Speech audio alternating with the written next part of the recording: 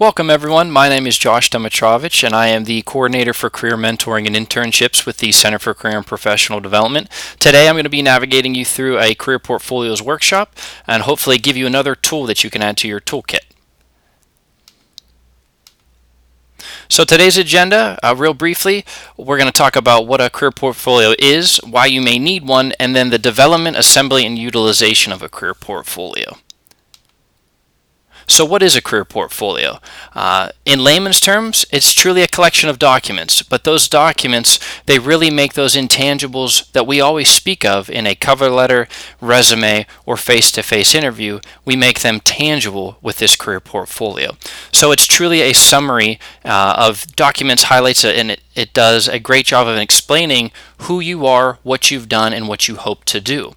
And above all else, it's evidence of your potential. So why, you may be asking yourself, I'm a business major, education major, a bio major, how does this translate into my profession, and why do I need one? So there are some easy tips here, 5 points that I really want you to look at. It gives you a great representation of why you do need one and how it can help you in that interview and to help potentially land you that job. First of all, it grabs attention. As we always talk about different aspects of material in the interview or try to relate it to something else, showing and telling is always more powerful than just telling. So this portfolio gives you that ability to show and not only tell. It also provides a linkage, and what I mean by that is gives you a great ability to be able to link to what you can do and then what they're seeking. In an interview, they may speak on behalf of, hey, what type of HR experiences do you have? And in my particular portfolio, when I was utilizing it in an interview, I created an entire evaluation system. So I had the ability to explain this evaluation system and also show them that evaluation system at the same time through my portfolio. So it built this link that connected me directly to their job and how I could directly translate my talents to their organization. And again, number 3, it makes those intangibles tangible, as I spoke on before. It's extremely powerful because we always say these things on our cover letters, our resumes, and even in the interview, but by you being able to provide them a tangible object, it's just so much more powerful, and it adds credibility because seeing is believing. And above all else, there are some circumstances where you may never use a career portfolio. You build it all up, you're ready to go, you take it to the interview, and they may ask you to put it aside, that they're not going to look at it. But again, above all else, it builds confidence because by you creating this portfolio, you have the ability to articulate why you are right for the job, whether you use it or you do not use it. Regardless, this is a great tool to have in that toolkit. So for the development of the career portfolio, so there are 4 different sections we're going to talk about briefly today. As you can see on the screen, first one's going to be collecting and storing, reflecting, selecting, writing, designing, and then presenting and evaluating. The first section, collecting and storing, this typically is the most difficult part for most individuals when they're trying to create a career portfolio. This is probably the longest part of the discussions that I have with individuals that come in and schedule an appointment with me because they believe they don't have anything that they can prove to the employer that they have all these experiences that they seek. But you'd be surprised after a little discussion what surfaces and what we can actually put in that portfolio for you. So above all else, again, choosing that right artifact. And what I mean by artifact are those documents that display that knowledge. So from here on out, I'm going to be using the term artifact. So that's why I put those little air quotes around it. So it's important for you to understand that an artifact is a document that provides evidence of and demonstrates your accomplishments. The self-assessment piece, it can be difficult. As we move through the reflecting and selecting portion of this, you'll see that there are tools that we provide to you and kind of walk you through to help you reflect properly and then how you can select appropriately. But that's getting ahead of myself a little bit. So really what you want to do is the self-assessment of skills by analyzing accomplishments. You want to be able to do that based off of particular jobs. So you need to understand the job title, job duties that title brings, and what transferable skills that you have that can, again, transfer directly into that job, and what have I done in the past that can help me create a strong career portfolio, but within that portfolio have artifacts that demonstrate those accomplishments that are, again, create that linkage that we spoke of a little bit ago, because that'll add to the strength of the entire portfolio. So once you begin collecting these artifacts, you really, in the same time, you need to be reflecting, obviously, of what do I want to use. So reflecting is probably the most important step in the process, because it enables you to evaluate yourself, measure your accomplishments, and then appreciate what you've done. Because a lot of this is building that confidence in yourself, as what we talked about, of why you may need one. A great way whenever you're reflecting are using these 3 tools. So I want you to think you put a lot of time into developing your resume. In that resume, there are specific bullet points that you try to associate with a particular position, whatever the case may be. And the more you add to that bullet of substance, that context, and those development details and outcomes, that really adds overall strength to your resume, and it really puts you above everybody else. And this can be directly translated to the portfolio. What you need to be asking yourself are, what was the context of a particular artifact that I'm seeking? So was there a goal or a timeline? What were the parameters? Were there any constraints? Was there a budget associated with it that led to a particular outcome? So if everything turned out well, obviously you would like to use that. So if you were part of a budgeting team and you had to make budget cuts, but ultimately it improved that aspect of your overall department, that could be something that you may show. We'll get to that here in a little bit, but the reflecting piece, I want you to focus on those three areas: context, development, details, and outcomes, because that will help you. It should help in the process of unpacking your artifacts and then seeing, as I said before, how you can evaluate your growth, measure your achievement, and then again appreciate what you've done. As you're reflecting on all these artifacts, it's extremely important. The next piece is selecting the appropriate artifacts. If you're having trouble selecting appropriate artifacts, obviously we want to have these conversations with you. So scheduling an appointment with me to develop this entire process is important. And I'll let you know how you can do that here at the end of the presentation. But if you're trying to select on yourself, you need to ask yourself these 4 questions. How am I going to use it? Who is going to be looking at it? What will they be looking for when they look at it? And what is it that I want to show about myself?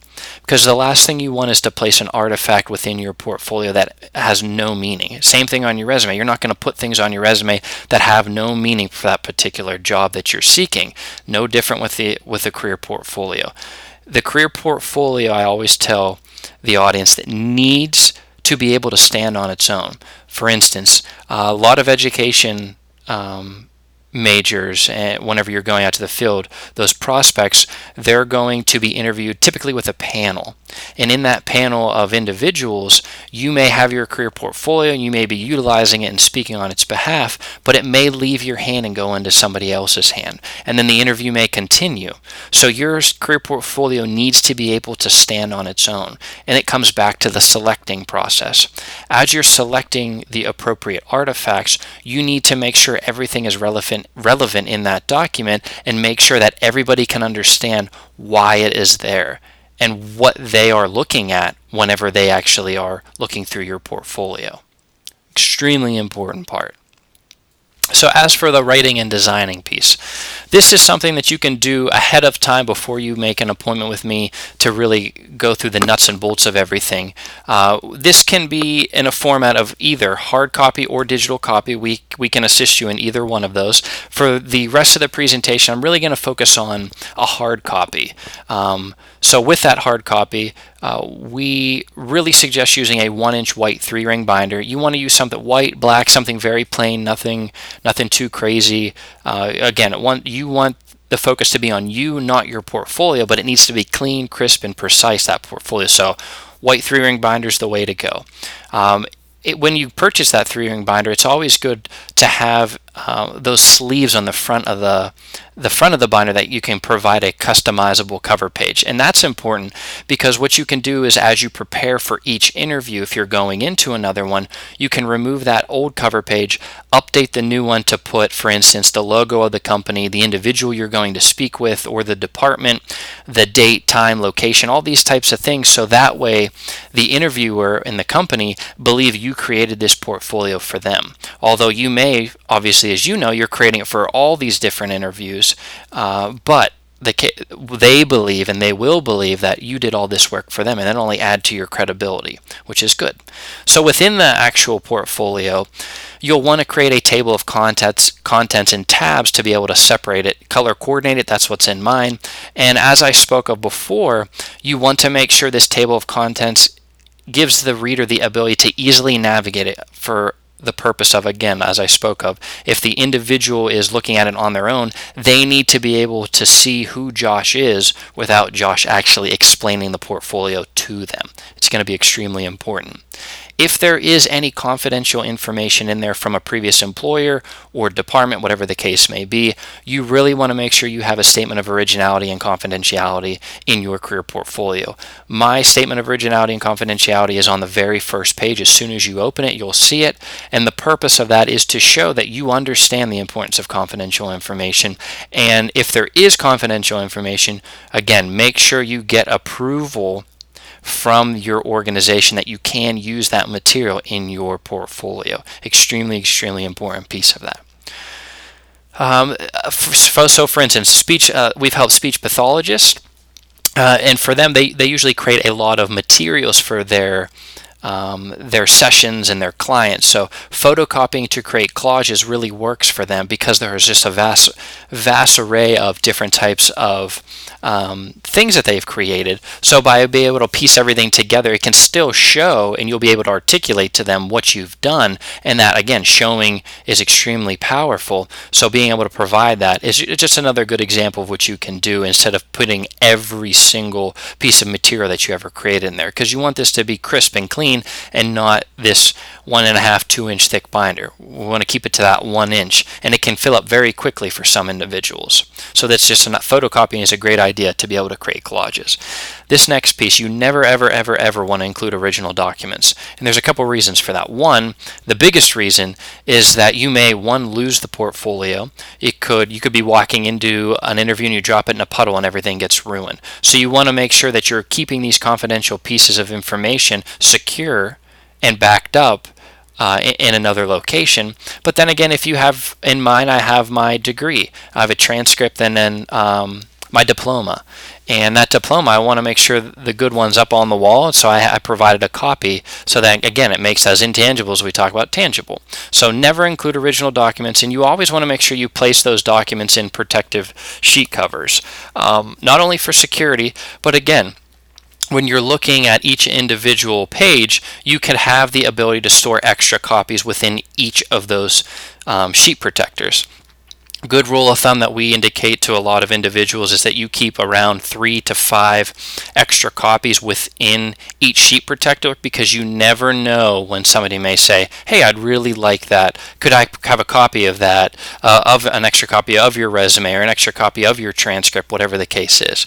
Another piece that we've added in there, you want to make sure you have a pen. I place my pen in the 3 rings of the binder, and then a notepad is actually on the very back, the back folder piece of the 3-ring binder. So that way you could pull it out as the interview starts, place it beside you, so that way if the interview leaves, you have your pen and notepad right beside you. So again, different types of elements. Everything can be adjusted a little bit differently. It can become very unique to your own individual. More things that we can talk about as we meet face to face and kind of work through this portfolio together. So where can you use a career portfolio? So a lot of individuals think you can only use it for the interview, which a lot of us will effectively use in the interviews, but you could also use it for a performance review, or to get a raise, to get a promotion within an organization, to change careers, or even for graduate school interviews. So there are a lot of different ways that you can use the career portfolio. Just like your resume needs to constantly adapt as you grow. The career portfolio is no different. Things will get outdated. You'll do new types of new types of events that impact your life, promotions or certificates, all these different things. If you're an educator, your certificates will change on a yearly basis, clearances, all these types of things. This gives you a great place to be able to keep all those. That way they're readily accessible and everything is up to date. You can always count that your portfolio is ready to go. So here are different places that you can use it. Just want to give you that idea. If you have a particular question on any individual one of these, again, we'll want to make sure that you contact our office, schedule an appointment with me, and then we can kind of walk through how you can effectively utilize them in the individual setting that you're looking for. So utilization tips just on a broad base. It's really, really important to keep the focus on you in the interview and not on your portfolio. Your portfolio is there to help assist you as you go through. So, for instance, you never want to keep your portfolio continuously open because that draws attention from you. Remember, keeping that focus on you. Instead, you want to kind of use the peekaboo technique when using your portfolio. And what we mean by that is you look for great opportunities to be able to use that portfolio in response to a key question. So if you remember at the beginning of this presentation, I said when I went into my interview, they said, Josh, what different types of HR experiences do you have?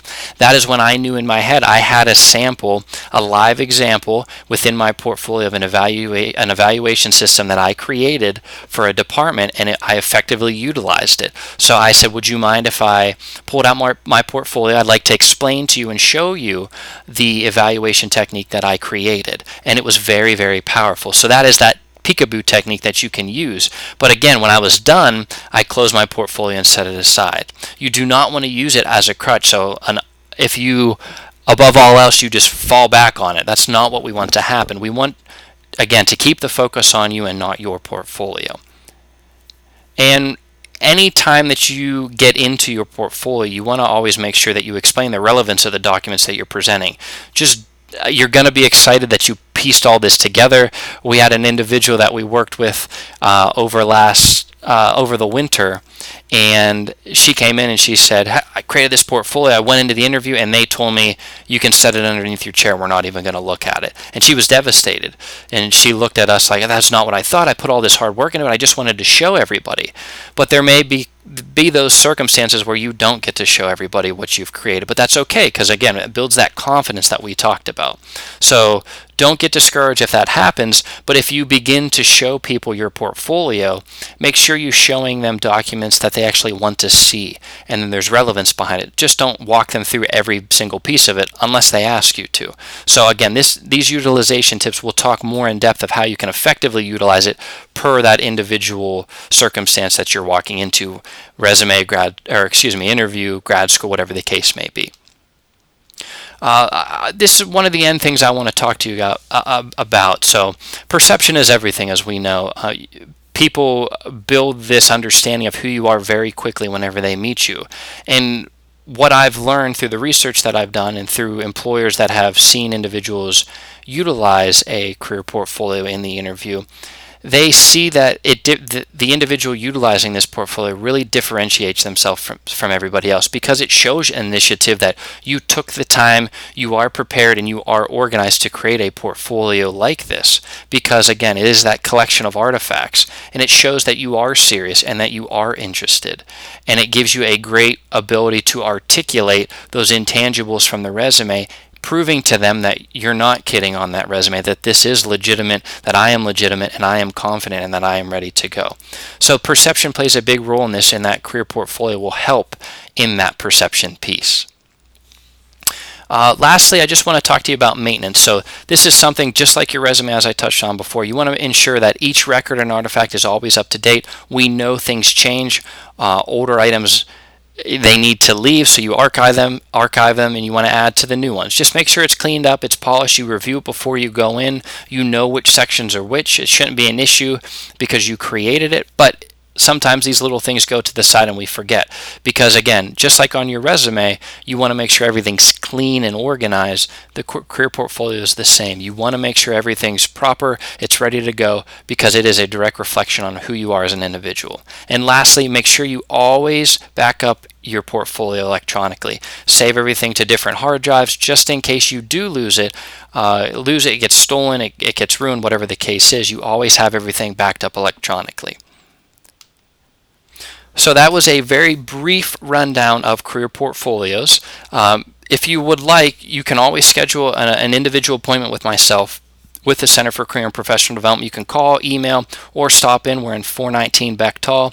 My suggestion to you is definitely review the handout that is within the module. It gives you a very brief summary of the presentation. You can go back to this presentation at any time to help kind of start developing it. But my suggestion to you is, if you are interested in creating a career portfolio, to stop in, create it, to schedule an appointment with me, because we really need to sit down and figure out who you are as an individual, what experiences you have, so that way we can start collecting, storing, reflecting, and selecting those appropriate artifacts that will help you build the strongest career portfolio you can for yourself. We do also, whenever you come in and schedule an appointment, we will provide to you a comprehensive career portfolio guide. I will give that to you after the first true meeting we have and the walkthrough that we do, so that way you can begin to develop a greater understanding of the portfolio and what you need to do as you move through. This isn't going to be something that you create overnight, nor it should be. This is going to take a couple weeks, could take a couple months, depending on how in depth you want to go. I know when I created mine, it took about a week, a little over a week, but I worked on a little bit every day. Granted, I had a lot of the things I spoke of already saved in multiple locations, so it was easy. It was just the hardest part, as I said before, is figuring out which artifacts you want to utilize, so I can help you with that. We want to work with you through each step, because this can be overwhelming. And then once we have it created, practice utilizing this career portfolio, so that way you are ready to go whenever you do seek that interview. So again, I appreciate it. My name is Josh Demetrovich with the Center for Career and Professional Development. If you have any questions, get a hold of us. Let me know. I'm here to help you. We love, believe it or not, seeing you guys, so stop in at any time. I hope to see a lot of you, and I hope to be working with a lot of you to create your career portfolio.